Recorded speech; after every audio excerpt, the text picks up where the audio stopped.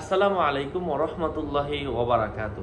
এক বোন প্রশ্ন করেছিলেন যে মাসিক অবস্থায় ফজরের পরে কেউ যদি স্বপ্নে দেখে এটা সত্য হবে কিনা, এ বিষয়ে ইসলাম কি বলে।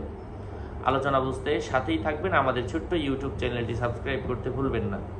তো আমার এই বোনের প্রশ্নের উত্তরের ক্ষেত্রে আমি বলবো, মাসিক অবস্থায় কোনো বোন যদি কোনো ধরনের স্বপ্নে দেখেন তো সেক্ষেত্রে এটা বাস্তবায়িত হতে পারে, অসম্ভব কিছু না।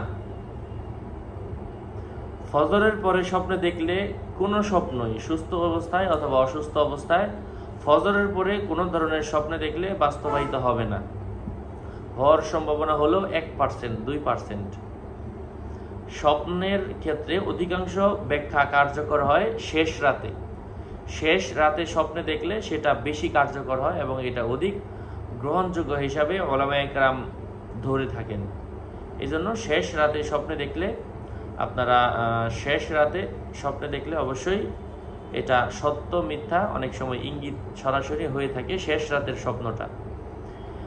এই জন্য আপনারা অনেকেই স্বপ্নে দেখেন, স্বপ্নের বিষয়ে অনেকেই বিভিন্ন কমেন্ট করেন। এই জন্য এই ভিডিওতে আমি বলার চেষ্টা করলাম, শুধু দিনের স্বপ্ন, হালকা এক মিনিট ঘুমিয়ে স্বপ্ন, এগুলো শুধু কমেন্ট করে এগুলোর ব্যাখ্যা নিয়ে কোনো লাভ নাই, এগুলোর জীবনেও মিলবে না।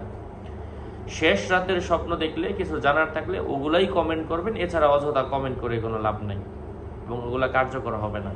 আল্লাহ পাক আমাদেরকে বোঝার তৌফিক দান করেন। আমার পেজ এবং আমার আইডি লিঙ্ক ভিডিও ডিসক্রিপশন বক্সে দেওয়া, এর বাইরে অন্য কোনো পেজ নেই, আইডি নেই, আমার কোনো ইমো নাই, হোয়াটসঅ্যাপ নাই। প্রত্যেকটা ভিডিওতে আমি বলে দিই সাবধান থাকবেন, সতর্ক থাকবেন, কারণ অনেকেই সরাসরি আমার নাম আমার ছবি দিয়ে বিভিন্ন আইডি খুলে মানুষকে ধোঁকা দিচ্ছে। এই জন্য সাবধান থাকতে হবে। আসসালামু আলাইকুম ওয়া রাহমাতুল্লাহি ওয়া বারাকাতুহু।